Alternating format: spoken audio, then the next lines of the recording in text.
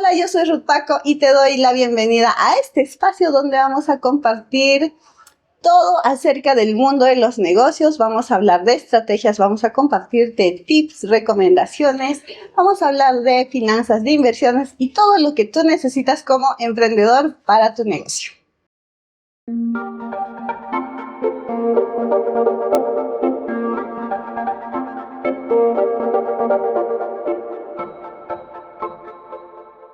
Querida comunidad, queridos superempresarios, estamos en un nuevo episodio de este espacio de podcast, de entrevistas. Y hoy tenemos a una invitada súper especial, una muy buena amiga, un ser humano extraordinario de verdad. Yo desde que escuché su historia me quedé muy inspirada, me quedé con las ganas de poder conocerla mucho más.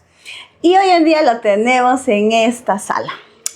Antes de presentárselas, voy a darles un poquito de información de ella. Es Juliana Vice, ella es especialista en finanzas empresariales. Además, tiene su empresa que se llama Bambex y una fundación llamada Ruby Luz. Así que, mi querida Juliana Vice, de verdad, qué honor y qué felicidad que puedas estar aquí en este episodio. Bienvenida. Gracias, Ruti. Más bien la invitación, créeme que cuando me dijiste voy a hacer un episodio de este tipo, dije, tengo que acompañarte porque me encanta no solamente el hecho de colaborar y también el compartir la historia, sino también el unir ese propósito que tenemos, el hecho de llegar a más personas para que también impacte. Genial, mi querida Julie. Y este episodio vamos a empezarlo con esta cajita mágica de preguntas. Es un montón de preguntas, solo voy a escoger un poquito para que Juliana pueda elegir. Son unas tarjetitas con preguntas. Entonces, Julie, elige una primera tarjeta. A la cadabra. Ok, ¿esta? ¿Sí? ¿La leo? Sí, léela. Ok. ¿Te consideras un buen perdedor? Platica, ríe, juega. No me he hecho esta pregunta, la verdad que me parece súper, no sé, innovador esto. Pero a ver, yo creo que en definitiva, dependiendo qué significa también el perder, ¿no? Porque últimamente como que se ha desnaturalizado y todo el mundo dice, bueno, pierdo, no tengo éxito, todo fracaso y ya. Pero creo que el aceptar que a veces hay momentos en los que no se dan las cosas, ya te hace también como que ese buen perdedor, porque dices, ok, acepto que en este momento no. Sin embargo, creo que un buen perdedor también dice que aprendo. Y es donde, qué lección aprendida me deja esto, haya pasado o no. Entonces, creo que sí. Buenísimo, buenísimo. ¿Y ustedes qué tal? ¿Qué se consideran? ¿Buenos perdedores o no les gusta perder? Bueno, te leo en los comentarios y ahora sí, mi querida Julie, para que nuestro público, nuestra audiencia pueda conocerte, tú te has ido construyendo en el tiempo, creo como toda empresaria, como toda persona que tiene las ganas de salir adelante, de crecer en la vida, de no conformarse con lo que uno tal vez pueda nacer o tener. Cuéntame un poquito cómo era Juliana de niña y si tienes un recuerdo muy bonito, o sea, algo que tú quieras compartir ahorita. Wow, siempre pienso en eso. Creo que es un tema de, creo que todo empresario al final dice de dónde empecé y siempre como que hay un recuerdo de niña que a veces te dice, por esto fue que luego decidí tal y tal cosa. Y en realidad sí, yo creo que, a ver, retrocediendo a mis 6, 7 años, cualquier niño de esa edad estaba jugando con sus muñecas o con sus carritos en el caso de los hombres, pero en realidad yo estaba con una pizarra. Yo tenía una pizarra súper grande en mi cuarto y siempre estaba escribiendo todo. Siendo una niña y todo el mundo miraba la pizarra y decía, ¿pero qué escribes tanto? Pero eso todavía no lo vas a hacer ahorita, eso es para adultos, y etcétera. Entonces yo decía, no, porque yo aquí, este es mi mundo, y mi pizarra era mi mundo, y para mí era mi juego. Y llegó un momento, y que justo me decías qué recuerdo exacto, y yo recuerdo que juntaba a todo mi barrio, niños de mi edad, y sacaba mi pizarra, la colgaba en un arbolito, y yo empezaba a enseñarles. O sea, empecé a elegir todos los sábados un temita de matemáticas, un tema de comunicación, algo para enseñarles. Y era un tema que desde ahí empezó a darse ese espíritu de querer formar, educar, lógicamente todavía con la mentalidad de una niña, pero sin embargo ya estaba yendo un poco más allá. Entonces, eso, y adicional también rescato mucho que me gustaba planificar desde muy niña. O sea, yo llegaba del colegio y ya estaba en mi pizarra con mi cuadrito, esto tengo que hacer hoy, esto mañana, esto toda la semana, y el domingo me toca limpiar mi cuarto y cosas así. Entonces era algo que no comprendían. Altamente productiva desde niña. Desde niña. Y eso, la verdad que es parte de lo que ahora también practico, ¿no? Toda esa productividad vino desde ahí. Entonces, eso yo creo que es lo primero que recuerdo. Si algo yo les puedo contar de Juliana en este tiempo que nos conocemos, efectivamente, es una persona súper organizada, muy planificada, y eso yo creo permite mucho que puedas hacer más cosas y que puedas cuidar tu tiempo, ¿no? Tal cual. Ok, y en este camino de ese recuerdo de niña, ¿cómo empezaste tu camino a ahora convertirte en una experta en finanzas empresariales, en asesorar empresas? Mira, te diré que justo enlaza mucho la pregunta anterior, porque cuando uno piensa en finanzas, piensa que solamente son números. Sin embargo, las empresas, para que lleguen a esos números, después de haber pasado por todas las áreas, es porque tiene que haber una planificación de todos los recursos, de todo el tiempo, de todo, incluso el presupuesto. Entonces, ya de por sí había algo en las finanzas que me llamaba la atención, que era la planificación. Segundo, era la proyección. Y creo que nosotros como empresarios, como emprendedores o acompañantes de emprendedores, ya sabemos que esa visión de qué más queremos, de siempre estar pensando en el futuro, de saber que no solamente es soñar, sino planificar esos sueños. Entonces, las finanzas me permitía eso, proyectar, porque es como que siempre, incluso hay a veces una confusión entre contabilidad y finanzas, ¿no? Contabilidad al día de hoy es hacia atrás, toda la historia, y finanzas es justo hacia adelante. Entonces ahí viene lo segundo, me permitía proyectarme. Y lo tercero, cuán importante es la estructura. Yo creo que sumando esos 3 puntos me hizo decidirme por el tema financiero. O sea, no solamente me apasionaba el cómo los números te hablaban, te decían en dónde estaba y en dónde no algo, pero también sumaba el hecho de que permitía que yo practique la planificación, que practique la productividad, la estructura y la proyección. Ok, querida Julie, ¿y cómo así ya de lleno empezaste a dedicarte a crear Bambex, empezar a hacer todo este proceso de consultorías, etcétera? Bueno, ha sido definitivamente un camino largo, porque también hay prueba y error, y fue también un camino que si bien es cierto empezó desde el tema universitario, porque así como de niña también en el tema universitario me gustaba enseñar. Entonces en ese caso enseñaba pues a mi grupo de amigos, etcétera, pero luego pasé al mundo corporativo estando todavía en universidad y empecé a conocer todas las áreas, cómo se relacionaban con el tema financiero, y además de eso tuve la oportunidad de contar con un buen mentor. Fue de verdad, y que justo arequipeño, justo entonces, y justo estamos en Arequipa, así que sí, definitivamente él como mentor fue una pieza muy, muy clave en todo este camino, porque me formó en el tema financiero, pero me formó de una manera distinta. Fue algo que él me explicaba algunas cosas y de frente, hazlo y te acompaño en el proceso. Eso era cuando ya estabas trabajando. Ya estaba trabajando, pero todavía estaba en la universidad. Yo he trabajado ya en el corporativo en paralelo a la universidad. Entonces, literal, salía corriendo a la universidad, pasaba al trabajo y viceversa. Entonces, este mentor me acompañó más de 5 años, pero como digo, me enseñó a ver las finanzas de una manera muy distinta, de una manera integral. No era como simplemente es el área de finanzas y ya, no. Me hizo pasar, que yo recuerdo que fue algo que yo le agradezco muchísimo, pasar por todas las áreas. Pasé 6 meses en cada área para conocer cómo eso terminaba en finanzas. Y eso me permitió que ahora vea las finanzas de manera integral, ¿no? Entonces, ¿por qué? Porque ya tienes visión no solamente de cada área o solo de tu área financiera, sino también incluso del mercado, del producto, de los objetivos comerciales. Entonces, Claro. cuando tú piensas cómo eso impacta en tus finanzas, empiezas a hilar cositas de cada cosa. Entonces, la verdad que eso ya fue la base en que me llevó a pensar, y yo decía, cuando yo sea mentora, voy a hacer lo mismo que él hizo conmigo, el enseñar diferente, el enseñar no solamente así funcionan las finanzas, no, sino él siempre decía algo que era primero el macro y luego el micro. Primero ve el todo, primero ve el bosque y luego el árbol. Entonces, genial. eso sirve muchísimo para el tema financiero.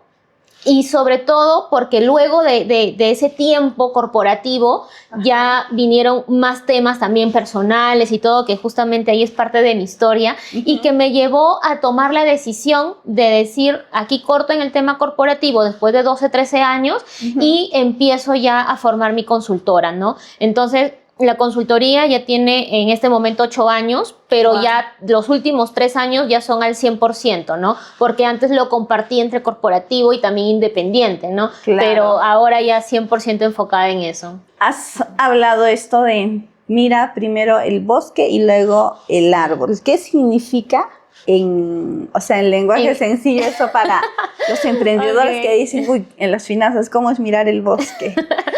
Ok, lo que pasa es que a veces solamente decimos, ¿cuánto de ganancia voy a tener? Ese es el árbol. Ese es el árbol, en pocas palabras. Bien, anoten. Y cuando ya empezamos a pensar en el bosque, significa ir línea por línea. Ok, ¿cuáles son mis ventas? Pero me pregunto, ¿estas ventas con qué velocidad van a ser? ¿Con qué ticket? ¿Con qué incluso criterio de cobranza? Frecuencia. Claro, la velocidad de venta.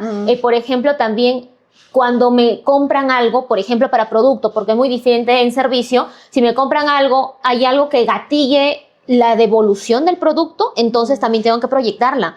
Y si devuelvo el producto, también tengo que devolver dinero en efectivo, es decir, ya me impacta también en influjo. Entonces, y eso que ahorita estamos hablando solo de la primera línea.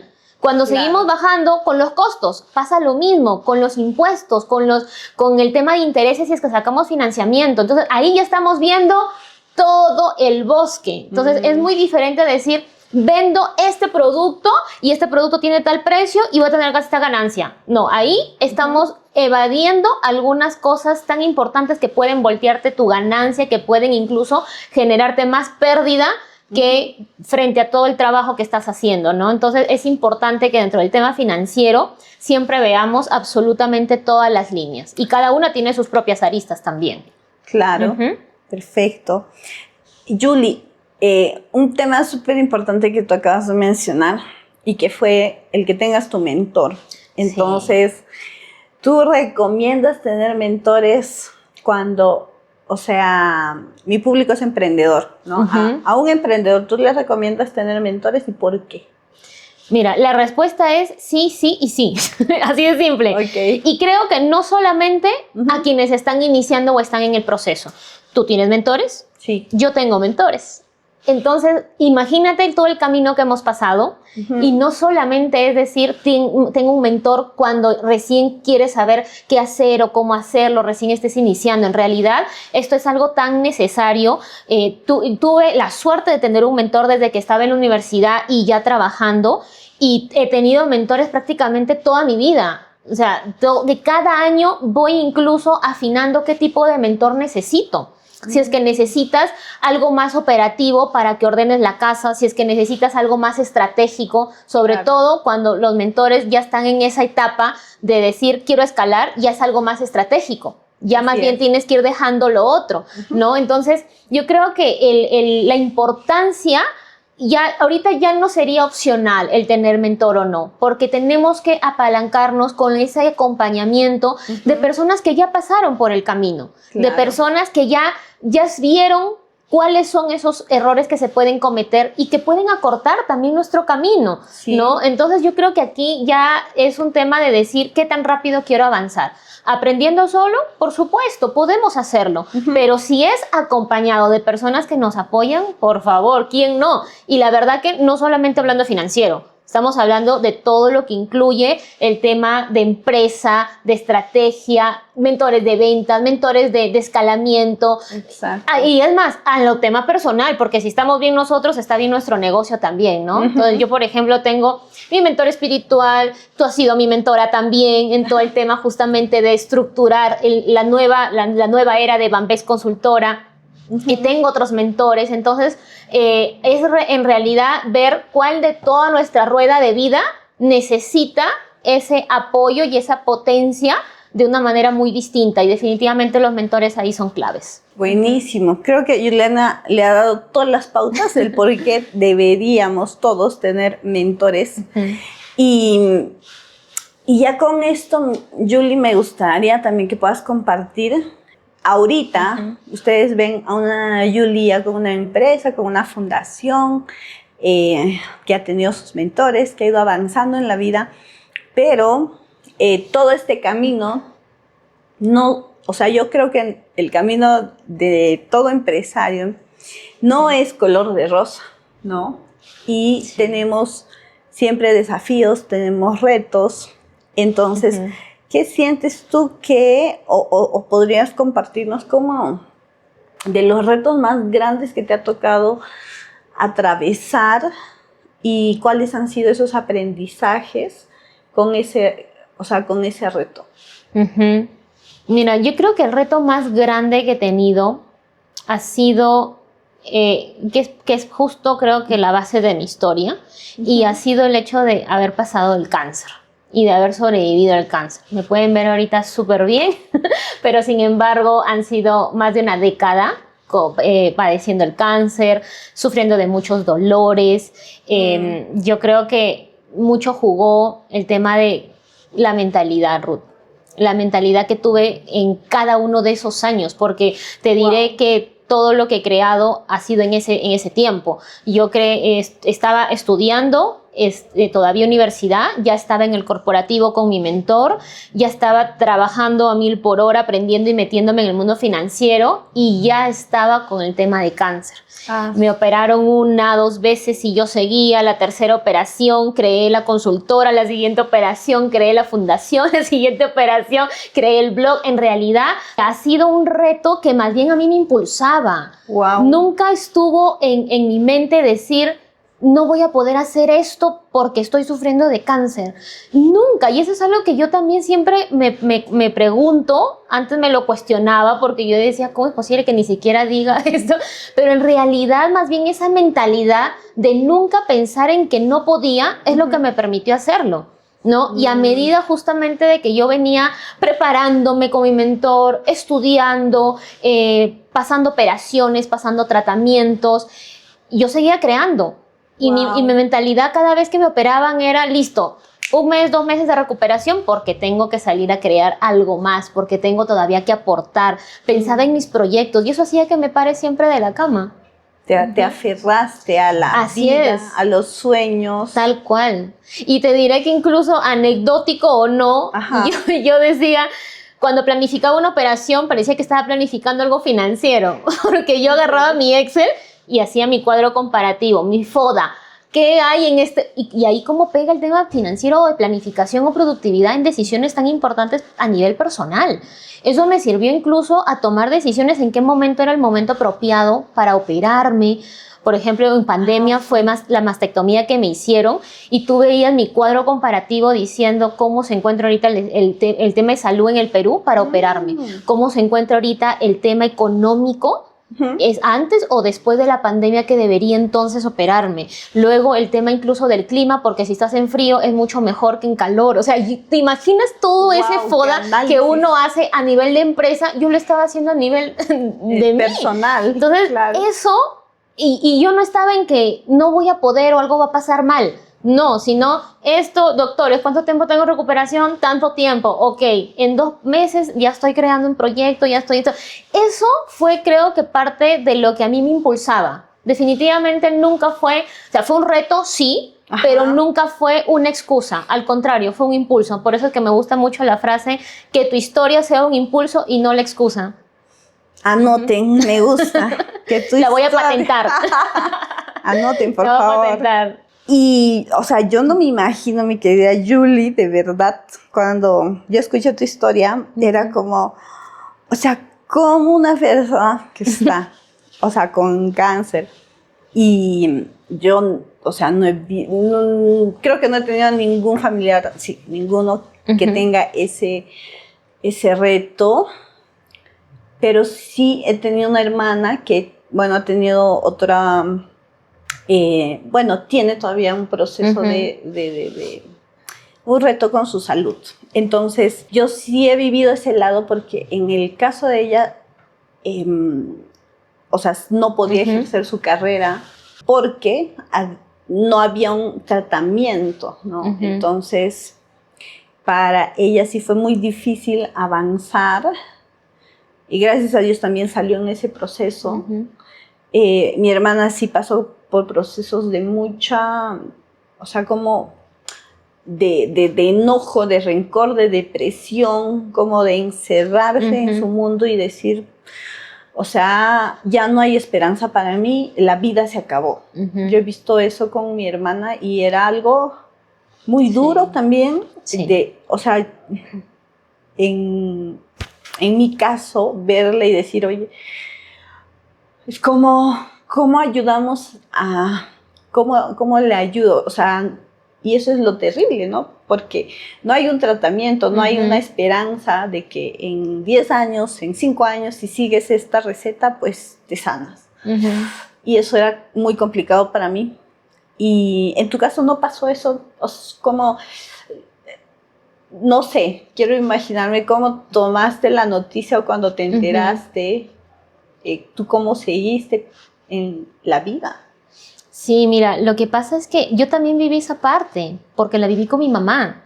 Mi mamá sufrió de cáncer a sus 30 años y ella fallece a los 33. Entonces yo era una niña de 9, 10, 11 años cuando la veía a ella sufrir con todas las quimioterapias, las radioterapias, las operaciones. También le hicieron mastectomía. Entonces, y en las madrugadas era un tema pues de que ya uno no podía dormir porque el dolor a ella no la dejaba, entonces uno tenía que acompañarla. Entonces, he vivido esa parte también, pero lógicamente yo a mi mamá nunca la vi diciendo o no puedo o nada, al contrario, yo creo que esa fue una de las cosas que a mí me dijo, nunca vi a mi mamá quejándose de tener cáncer, se quejaba de dolor y todo, pero inmediatamente me veía, ella estaba como que no le dolía nada. Entonces, pero yo la escuchaba, yo era consciente de lo que pasaba, así ella quería esconderlo. Claro. Entonces, cuando yo a los 19 años me detecto esto, yo digo, wow. Lo primero que dije, son 19 años. Recién acaba de mi mamá de fallecer hace unos años. Wow. Entonces, lo primero que pasó por mi mente, Ruth, fue, no voy a pasar lo mismo que pasó mi mamá. Tengo que superar esto porque tengo que hacer todos los proyectos que conversé con ella siendo una niña. Porque ya conversaba con ella de hacer una ONG.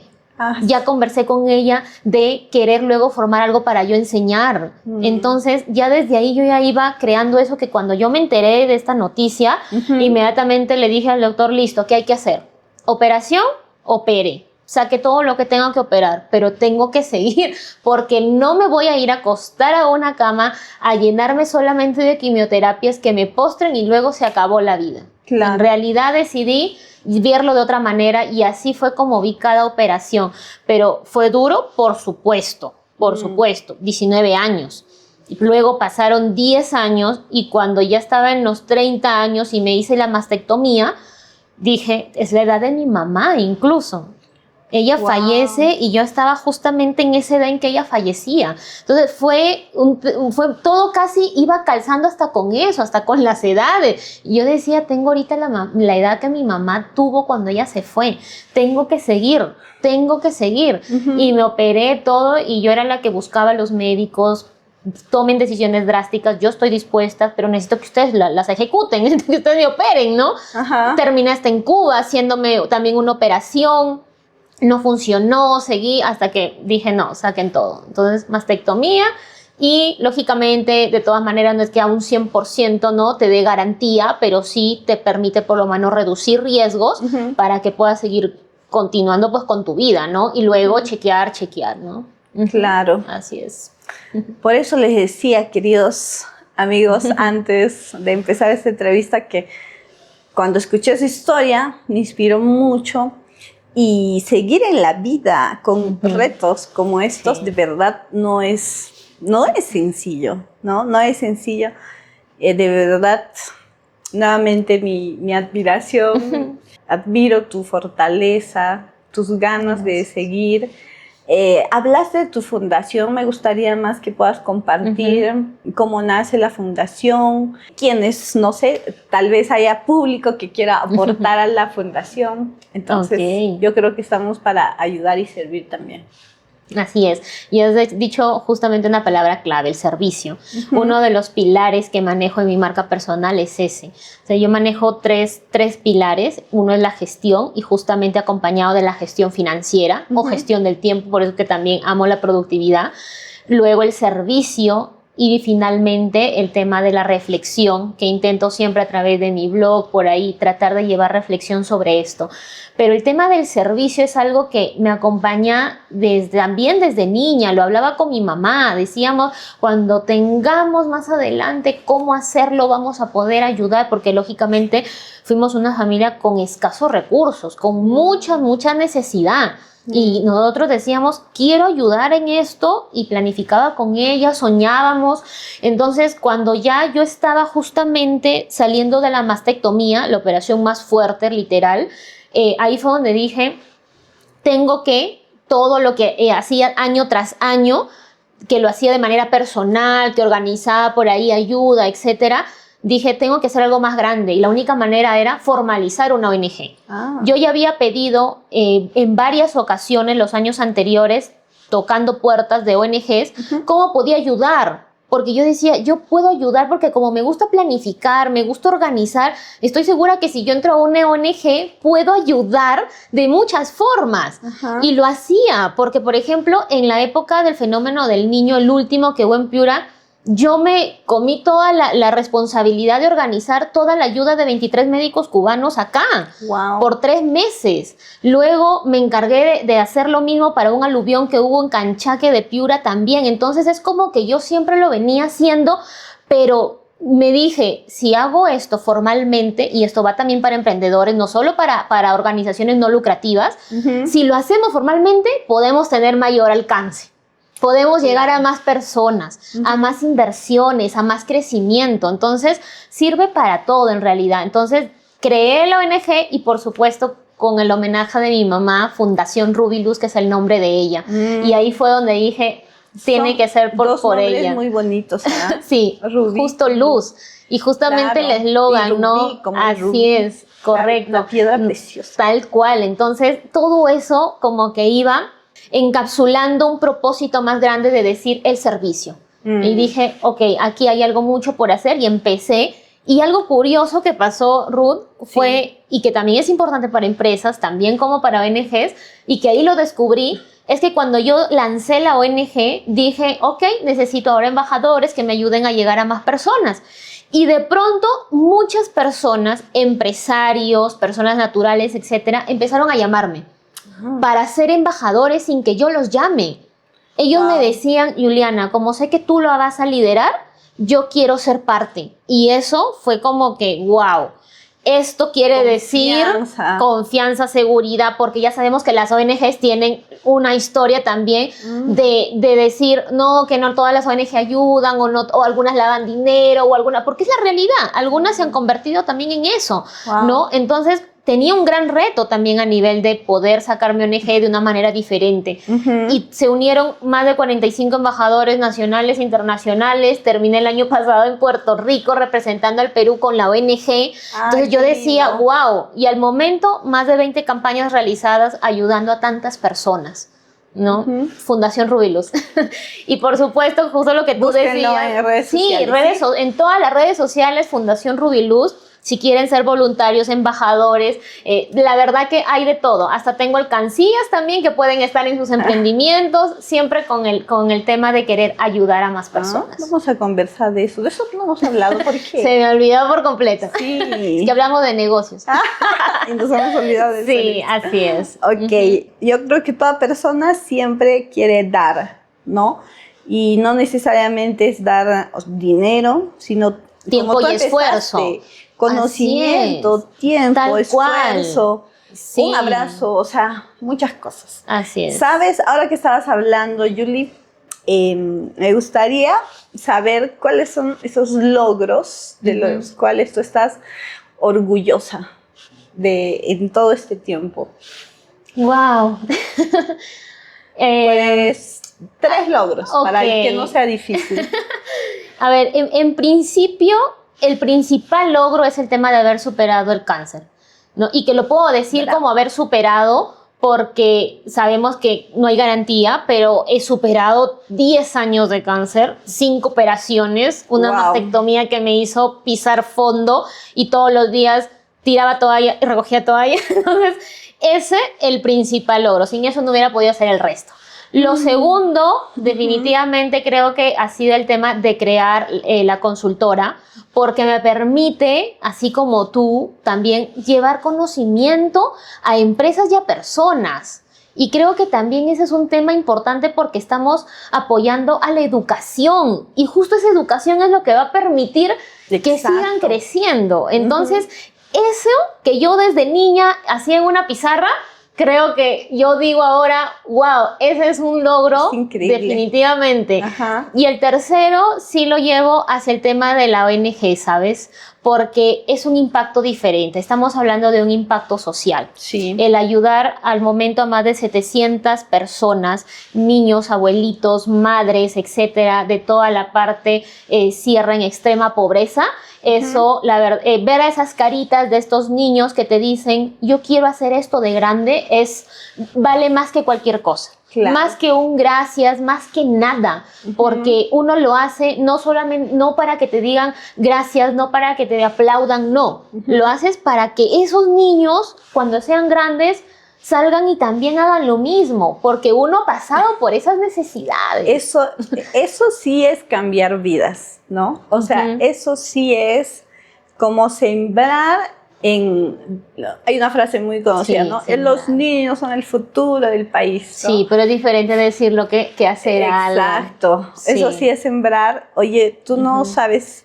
Bueno, yo ahorita creo de 2 personas que me acuerdo que son hoy personas muy abundantes y son empresarias. Uno se llama Millán Ludeña y el otro es Jorge Cerratos, que quizás es más conocido. Y ellos 2 salieron de su estado de situación vulnerable, pobreza, de drogas, de zonas muy feas en sus respectivos países. O sea, no directamente por una fundación, pero porque alguien les contó otra historia a la que ellos conocían. Yo creo que tú haces ese trabajo con la fundación y es que hay mucha gente, ¿no? Que a veces espera esa palabra, esa señal, esa ayuda, ¿no? Porque hay muchas formas, y tú lo dijiste hace rato, no todo es dinero. Sí. A veces, lo que yo siempre le digo a los voluntarios, a los embajadores, si este año no tienes para aportar dinero, si tienes manos para poder ayudarnos a repartir, a recoger donaciones, a entregarlas, a poder a clasificar lo que damos. O sea, hay formas, el tiempo que dedicas. Ya no tienes dinero, pero tienes un carrito que nos ayuda a colocar las donaciones para llevarlas. O sea, claro. Hay tantas formas, todo está en querer hacerlo. Necesitan manos. Así es. Ay, mi querida Julie, el tiempo se nos está acabando y me gustaría, ya en esta última parte, que puedas compartir también como de los servicios que ahorita das con Bambex, cómo puedes ayudar a empresas. Y vean, todos los empresarios, si no optimizamos, si no manejamos el tema financiero, es una de las, yo diría como la columna vertebral de una empresa, para seguir avanzando, ¿no? Ujú. Entonces, yo creo que lo que tú haces ayuda también a muchas empresas que puedan tomar conciencia, porque a veces el emprendedor dice, bueno, sí son importantes, pero no tengo tiempo o no tengo plata para invertir en un mentor, en una mentoría, en una asesoría. Claro. Entonces, cuéntanos así, de forma breve, ahorita lo que haces y por ahí ya viendo esta entrevista seguramente Ok. ya te contacto. Bueno, a ver, en principio, dos de las cosas que hacemos en la consultora es primero consultoría y por otra parte mentoría. A nivel de consultoría, ayudamos justamente a estas personas que quizás no tienen una caja líquida fija todos los meses, que están con altibajos, que quizás los financiamientos, los bancos se los rechazan porque no tienen una estructura financiera. También incluso podemos decir que pueden hasta quebrar. Entonces, todo este tema lo podemos solucionar con algunos servicios de elaboración de presupuestos, intermediación financiera con bancos o fondos de inversión, la evaluación de proyectos. Qué tan importante es evaluarlo antes de meterse, porque es como que a veces uno dice, listo, me gusta esto, invierto aquí, y en el camino ni siquiera evaluaron cómo iban a hacer sus ventas, cómo iban a pagar todos los recursos, etcétera, ¿no? Y dentro de eso también capacitación, equipos que damos para poder ayudarlos a entender y mejorar esa estructura.